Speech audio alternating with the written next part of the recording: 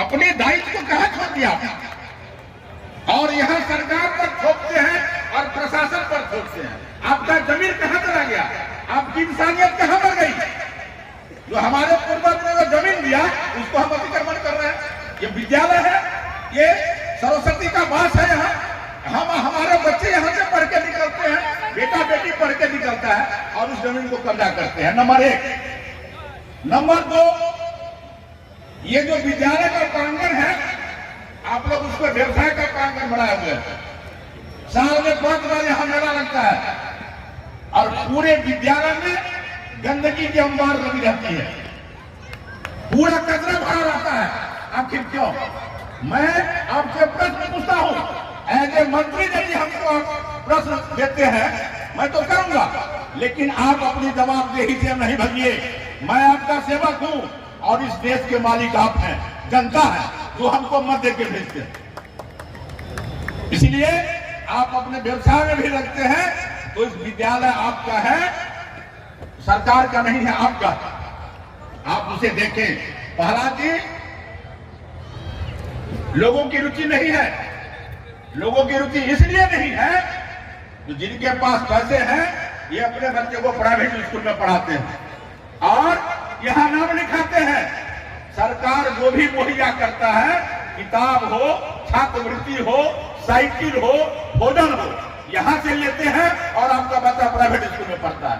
सच्ची बात है, थोड़ी गर्मी जरूर होती है, रिजल्ट यहां से नहीं निकलता, वहां से निकलता। ये तो हालत है। उस समय में आप कहां चले गए? आप क्यों अपने बच्चे को प्राइवेट में भेजते हैं? प्राइवेट स्कूल का शिक्षक कौन होता है और मेरे विद्यालय का शिक्षक कौन होता है? जो प्रथम श्रेणी से अथाक से पास करके आता है, एक भी अयोग्य शिक्षक उस विद्यालय में नहीं है। जिसको नौकरी नहीं मिलती है वो प्राइवेट स्कूल में जाता है। उसका वेतन है 10,000, 15,000, 12,000 और यहाँ वेतन है 30,000, 50,000, 1 लाख। कमी कहाँ है? आप उसको ढूंढिए। मैं आप लोगों को जवाबदेही दे रहा हूं। हम लोगों का समय खत्म हो गया। आप युवा साथी हैं। इस शहर में कॉलेज बनाने वाला रामकृष्ण जी, यहाँ इस विद्यालय को बनाने वाला हमारा गोकुल और मथुरा जी हमारे पूर्वज हैं। इनकी आप बायोडाटा निकालते हैं, लेकिन उन्होंने जो संपत्ति दिया आप उसकी रक्षा नहीं करते। शताब्दी समारोह मनाने का क्या अर्थ? मैं ये जानना चाहता हूं। आपने उस पर फुलझड़ी लगाया। आप यह जो इतना बड़ा, इतनी कुर्सियां खाली पड़ी हुई है, उसमें खर्चे हुए, कुछ खर्चे से उसको आप रमा करके उस पर फुलझड़ियां लगा सकते थे। उसको आपने नहीं लगाया और लेकिन फुलझड़ी लगी हुई है। क्या मतलब है शताब्दी का? 100 साल पूरे हुए, ठीक है। मेरा विद्यालय जर्जर है, हम सरकार के ऊपर है, सरकार उस काम को करेगी। वो सामने में है, हमारे समीर भाई है, रामदेव जी चले गए, अशोक जी है, मैं हूं, मैं भी जनप्रतिनिधि हूं। मैं अपना भी कभी आपने कहा? कभी नहीं कहा। आज शताब्दी समारोह में उलाहना दे रहे हैं। आपने मंत्री के पास कभी एक आवेदन दिया ऐसे मालिक? नहीं दिया। आपका पूरे जमीन अतिक्रमण है, पूरे मार्केट सजा हुआ है। क्या विद्यालय की स्थिति है आपके सामने है, आप गुजरते हैं, पूरे विद्यालय की स्थिति गड़बड़। हमारे शिक्षक यहाँ है, वो पढ़ाते हैं कि नहीं पढ़ाते हैं? आप कभी नहीं आते हैं। इसलिए जो आपके बच्चे प्राइवेट स्कूल में पढ़ते हैं वो भगवान भरोसे चलता है, भगवान भरोसे चलता है। इसलिए मैं आप लोगों से हाथ जोड़ के निवेदन करूंगा, जो इस पहलू को भी आप लोग देखें। यहाँ प्रबंध समिति है, प्रबंध समिति में जो हमारे विधायक हैं समीर भाई, वो यदि अध्यक्ष हैं तो उसमें एक शिक्षाविद, उसमें एक समाज सेवी, उसमें शिक्षक, उसकी कमेटी होती है। हमारे प्रशासन में लगे लोग यहाँ आके बैठक करते हैं। हम लोग विद्यालयों को साफ सफाई के लिए पैसा देते हैं, जो ही पैसा देते हैं। यहाँ विद्यालय में कोष होता है 10 लाख, 15 लाख, 20 लाख विद्यालय में कोष है। आप लोगों ने कभी पहल किया? जो इस विद्यालय में जो कोष है, आखिर किस काम का रुपया वहां पड़ा हुआ है विद्यालय में? मुझे नहीं मालूम जो इस विद्यालय में कितने कोष है, लेकिन उसे खर्च नहीं करते। जो भी प्रधानाध्यापक होते हैं, रिटायर में 4 महीना बाकी है, 10 महीना बाकी है, 1 साल बाद है, हमको इस लफड़ा में पड़े। अरे लफड़ा किस बात की?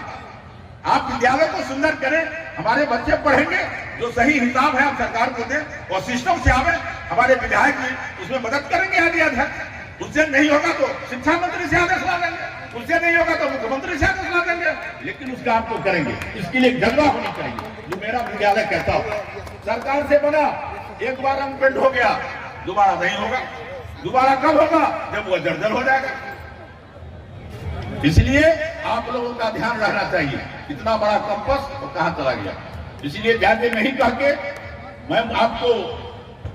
मैं बधाई देता हूं, जो कम से कम आप लोग कमेटी बना के इतना तो किया, एक समारोह तो किया आपने, लेकिन आप एक कमेटी बना के अपना भी काम करिए। मैं नहीं कहता हूं, लेकिन मेरा विद्यालय, मेरा हॉस्पिटल, मेरा और भी काम जो सरकार का है उसको आप ठीक करें। जहां जहां आप देखिए शहर में जो भी स्कूल है शहर में, वो प्राथमिक हो या माध्यमिक हो, एक जमाना था, कभी आप लोगों ने खोजा विद्यार्थी 3 मास्टर 9। क्या मतलब है इस विद्यालय का? क्या मतलब है? मिडिल स्कूल में ही हाथ, प्राइमरी में ही हाथ। अब इस विद्यालय में 2600 नामांकित बच्चे हैं।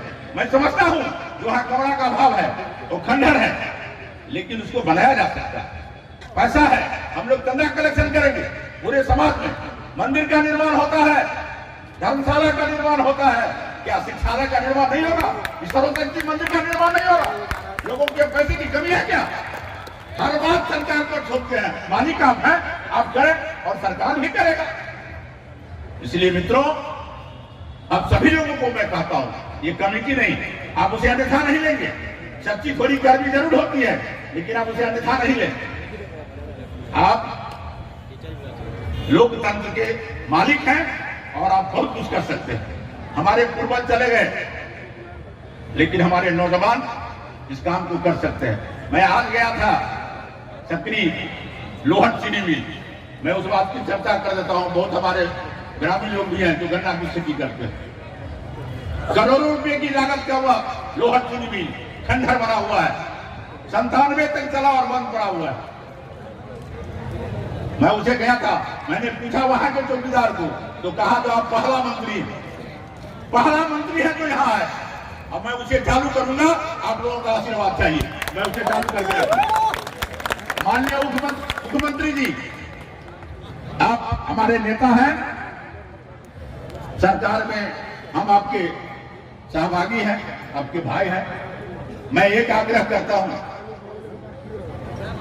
आप उद्योग नीति बन गई है, आपने बैठक भी किया है। मैं सारे लोगों की तरफ से और अपनी तरफ से भी निवेदन करता हूं, एक लोहट चीनी मिल चले, उस पर निश्चित रूप से आपका ध्यान देना चाहिए। दूसरी बात, हमारे सांसद भी हैं, भारत सरकार से जो भी अड़चन होगा उसमें भी आप मदद करें। एक बात उप मुख्यमंत्री जी, ये शिक्षा विभाग आपका है, मेरा सूरी स्कूल का भवन बने।